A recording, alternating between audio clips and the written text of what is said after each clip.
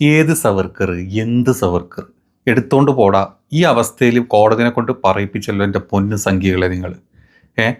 ഇപ്പോൾ സവർക്കർ വല്ലതും കാണുന്നുണ്ടെങ്കിൽ അങ്ങ് മേലെ എവിടെ ഇരുന്നിട്ടേ കാണുന്നുണ്ടെങ്കിൽ പുള്ളി ഹൃദയം പൊട്ടി മരിക്കും. ഇങ്ങനെ സ്വന്തം പേരിനെ ഇങ്ങനെ ഇല്ലാണ്ടാക്കാൻ വേണ്ടിയിട്ട് കുറേ എണ്ണം എന്താണ് ന്യൂസ് ഒന്ന് കാണാൻ നോക്കട്ടോ. സവർക്കറുടെ പേര് മോശമായി ചിത്രീകരിക്കുന്നത് തടയണമെന്ന ഹർജി സുപ്രീം കോടതി തള്ളി. ചീഫ് ജസ്റ്റിസ് BR ഗവായി അധ്യക്ഷനായ ബെഞ്ചാണ് തള്ളിയത്. സവർക്കറെ അധിക്ഷേപിക്കുന്ന രാഹുൽ ഗാന്ധിക്കെതിരെ നടപടിയെടുക്കണമെന്നും ഹർജിയിൽ ആവശ്യപ്പെട്ടിരുന്നു. ഇത്തരം ആവശ്യങ്ങൾ പ്രോത്സാഹിപ്പിക്കാൻ കഴിയില്ലെന്ന് ചൂണ്ടിക്കാട്ടിയാണ് ഹർജി തള്ളിയത്.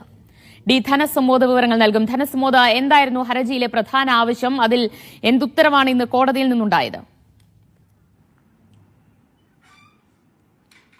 ഡോക്ടർ പങ്കജ് ഫാഡീസ് സമർപ്പിച്ചിരിക്കുന്ന ഹർജിയിൽ പ്രധാനമായി ചൂണ്ടിക്കാണിച്ചിരിക്കുന്നത് സവർക്കറെ എംബ്ലം ആൻഡ് നെയിം ആക്ടിൽ ഉൾപ്പെടുത്തണം എന്നുള്ളതായിരുന്നു. ഈ 1950 നെയിം ആൻഡ് എംബ്ലം ആക്ടിൽ ഉൾപ്പെടുത്തിയാലുണ്ടാകുന്ന ഒരു സവിശേഷത, ആ പേരിൽ ഏതെങ്കിലും തരത്തിൽ മഹാത്മാഗാന്ധിയുടെ പേര് അങ്ങനെയുണ്ട്, ത്രിവർണ്ണ പതാകയെ അപമാനിക്കാൻ പാടില്ല എന്നുള്ളതുകൊണ്ട്, ഇതുപോലെ തന്നെ സവർണർക്ക് ഇത്തരത്തിലുള്ള ഒരു ദിവ്യത്വം കൽപ്പിച്ച് ഒരു പരിപാവനമാണെന്ന ലക്ഷ്യത്തോടുകൂടി തന്നെ ഈ ആക്ടിൽ ഉൾപ്പെടുത്തിയാൽ പിന്നീട് സവർക്കർക്കെതിരെ ആരെങ്കിലും മോശമായി പറഞ്ഞാൽ അവർക്കെതിരെ കേസെടുക്കാൻ മാത്രമല്ല 500 രൂപ മുതൽ മുകളിലേക്കുള്ള പിഴ നൽകുകയും ചെയ്യാം. അതുകൊണ്ട് ഈ ആക്ടിൽ സവർക്കറെ ഉൾപ്പെടുത്തണം. അതിനുവേണ്ടിയുള്ള ശുപാർശ അല്ലെങ്കിൽ നിർദ്ദേശം സ്പീക്കർക്ക്, ലോക്സഭാ സ്പീക്കർക്ക് നൽകണം എന്നുള്ളതായിരുന്നു ഹർജിയിലെ പ്രധാനപ്പെട്ട ആവശ്യം. ഈ ഹർജിയിലെ മറ്റൊരു ആവശ്യം, നിരന്തരമായി പ്രതിപക്ഷ നേതാവ് രാഹുൽ ഗാന്ധി സവർക്കറെ അപമാനിച്ചുകൊണ്ടിരിക്കുകയാണ്. സവർക്കർ സ്വാതന്ത്ര്യ സമരത്തെ ഒറ്റുകൊടുത്തു, മാപ്പ് പറഞ്ഞു. ഇതായിരുന്ന പരിപാടി. വല്ലാത്ത മങ്കികൾ തന്നെയാണോ സംഖ്യകളെ നിങ്ങൾ. സവർക്കറിന്റെ പേര് എന്തിനു കൊണ്ടിട്ടുന്ന ഈ ആക്ടിലൊക്കെ, എംബ്ലം ആൻഡ് നെയിം ആക്ടിൽ സവർക്കറിന്റെ പേരിടാൻ സവർക്കർ ആരാ? ഇത്രയും ബോധവും വിവരവും ഇല്ലേ? സുപ്രീം കോടതിയിലൊക്കെ അങ്ങ് ഹർജിയായിട്ട് പോകും. നമ്മുടെ നാട്ടിൽ പൊതുവെ ഇപ്പൊ സംഖ്യകൾക്കുള്ള ഒരു പ്രത്യേക തരം തോന്നലുണ്ട്. NIA, ED, CBI, സുപ്രീം കോടതി എന്നൊക്കെ പറഞ്ഞ് ഗവർണർമാര് നാട്ടിലെ എന്നൊക്കെ പറഞ്ഞു കഴിഞ്ഞാൽ സംഘിന്റെ വീട്ടിൽ മറ്റേ കയറ് കെട്ടി തൂക്കിയിട്ട ആൾക്കാരെ പോലെയാണ് സംഘികൾ വെല്ലുവിളിക്കുന്നത് കണ്ടു കഴിഞ്ഞാലും. ഒരു വീഡിയോ ചെയ്യുമ്പോഴേക്കും ഞാൻ NIA പറയാൻ പോകുന്നത്, അപ്പുറത്തൊരു വീഡിയോ നിന്റെ വീട്ടിൽ ED വരൂട എന്നൊക്കെ പറയും. അങ്ങനെയൊക്കെയാണ്, അങ്ങനെ ആയിട്ടുണ്ട്. കുറേയൊക്കെ സത്യമാണ്. ഈ NIA ED ഒക്കെ നമ്മുടെ നാട്ടിൽ രാഷ്ട്രീയ താല്പര്യമായിട്ട് മാത്രം ചാടിക്കളിക്കട കുഞ്ചിരാമ, ആടിക്കളിക്കട കുഞ്ചിരാമ എന്ന് പറയുമ്പോൾ ചാടിക്കളിക്കുന്ന അവസ്ഥയിലാണ് നമ്മുടെ നാട്ടിലെ ഈ പറഞ്ഞ പല കേന്ദ്ര ഏജൻസികളും. നമ്മുടെ സർക്കാർ, നമ്മുടെ രാജ്യം ഭരിക്കുന്ന സർക്കാർ ആ അവസ്ഥയിലോട്ട് എത്തിച്ചിട്ടുണ്ട്.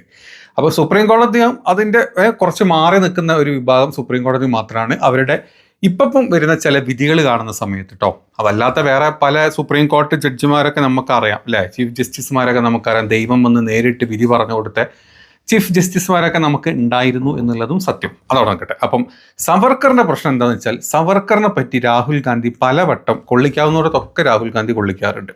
അത് സവർക്കറെ പറയുമ്പോൾ കൊള്ളുന്നത് മൊത്തം ഈ സംഘികൾക്കുമാണ്. അതുകൊണ്ട് തന്നെ ഇവരിങ്ങനെ വെകിളി മൂണ്ടി നടക്കുകയായിരുന്നു.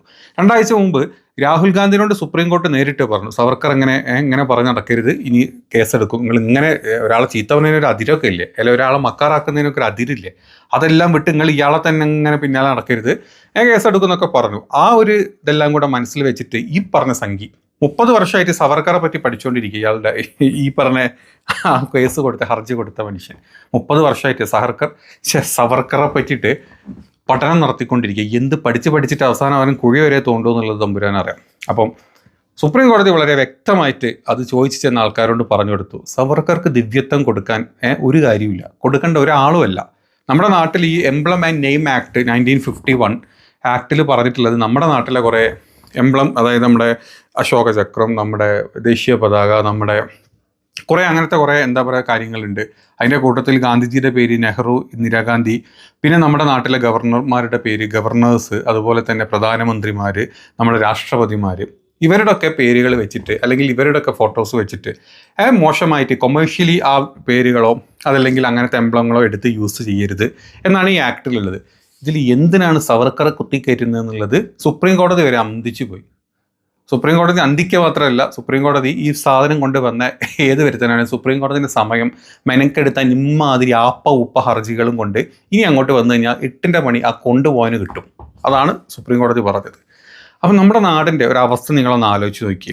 ഈ സവർക്കറെ എന്തിൻ്റെ പേരിൽ, ഷൂ നക്കിയതിൻ്റെ പേരിലോ അതോ സത്യമായിരുന്നു സവർക്കർ ഒരു കാലത്ത് സ്വാതന്ത്ര്യ സമര സേനാനിയൊക്കെ ആയിരുന്നു. അത് കഴിഞ്ഞ് പുള്ളിനെ ജയിലിൽ അടച്ചു, 10 കൊല്ലത്തോളം ജയിലിലിട്ടു. ജയിലിൽ നിന്ന് ഇറങ്ങിയതോടുകൂടി പുള്ളി നമ്മുടെ ആ രാജ്യം, നമ്മുടെ നാട് ഭരിച്ചിരുന്ന അന്നത്തെ ബ്രിട്ടീഷുകാരുടെ ഷൂവും നക്കി അവർക്ക് വേണ്ടി വിടുപണി എല്ലാ പണികളും ചെയ്ത് നാട്ടിൽ സ്വാതന്ത്ര്യ സമരം അതെന്തെങ്കിലും ആയിക്കോട്ടെ, അതിന് പകരം നമുക്കിവിടെ ഒരു ഹിന്ദുത്വ ആൾക്കാരെ കൂട്ടിയെടുക്കണം, എങ്കിലേ നമ്മുടെ നാട്ടിൽ വളർന്നു വരുന്ന മറ്റ് മുസ്ലിം ക്രിസ്ത്യൻ ജാതിയിൽ വരുന്ന ആളുകളെ നമുക്ക് നാട്ടിൽ നിന്ന് ബ്രിട്ടീഷുകാർ പോയി കഴിഞ്ഞാൽ തുരത്താൻ പറ്റൂ എന്നുള്ളൊരു ചിന്തയിൽ ജീവിച്ച് അതിനു വേണ്ടി പ്രയത്നിച്ച് അങ്ങനെ ജീവിച്ച ഒരാളാണ് സവർക്കർ.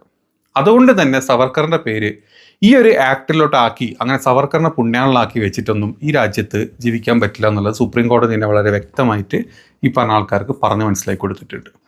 ഇപ്പോഴും ഇതിൻ്റെ അപ്പുറത്തോട്ട് ഏതായാലും ഹർജിയും കൊണ്ട് പോകില്ലല്ലോ അല്ലേ, സുപ്രീം കോടതിയോട് നിർത്തിയല്ലോ. അതോടുകൂടി സവർക്കറിനെ ഒതുക്കി പെട്ടിയിലാക്കാനുള്ള അവസ്ഥയിലായിട്ടുണ്ട് നമ്മുടെ നാട്ടിലെ. നിങ്ങളൊന്ന് ആലോചിച്ച് നോക്ക്, ഈ ചരിത്രമില്ലാത്ത ആൾക്കാർ ചരിത്രം ഉണ്ടാക്കാൻ പെടുന്ന ഓരോ കഷ്ടപ്പാട് നോക്കിക്കുക നിങ്ങൾ. ഇന്ന് അവർ സവർക്കറുടെ പേര് കൊണ്ടുവന്നു, ഇങ്ങനെ അവർ പലരുടെയും പേര് കൊണ്ടുവരും. അങ്ങനെ പല ആളുകൾ ഗോഡ്സേൻ്റെ പേര് വരെ അവരോട് കുറച്ച് കാലം കഴിഞ്ഞ് കൊണ്ടുവരും. എന്ത് പൂജിക്കാൻ വേണ്ടിയിട്ട്, ദിവ്യത്വം കൊടുക്കാൻ വേണ്ടിയിട്ട് കൊണ്ടുവരും. ആ അവസ്ഥയിലാണ് നമ്മുടെ നാട് പോകുന്നത്. വല്ലാത്ത ജാതി.